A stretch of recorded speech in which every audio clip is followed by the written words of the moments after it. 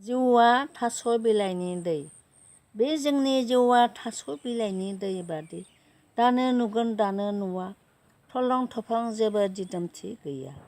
जेरै थास' बिलाइयाव जोंखोल दै थरथिंसेया एसेबो दलरै थाबथा हाया, जोंनि जिउआबो रैखाथि गैया। बे जिउखौ लानानै गोसोआव दुबगां साननानै, सानसेनि मोजांखौ लानानै रावखौबो दा मिनि दा मुगै। जोंनि बे जिउआनो थास' बिलाइनि दै बादिनो नुवा नुस्लाबा जानानै बियो माब्लाबा ज्रय गोग्लैलाङो। बुहुमाव फैबोलानो सानसे बयबो थांफिननाङो, साननैसोखौनो मानो देरगायो।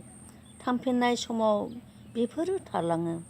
जिउआ बार बायदिनो देहाखौल' दान्दिसे बेंना थायो।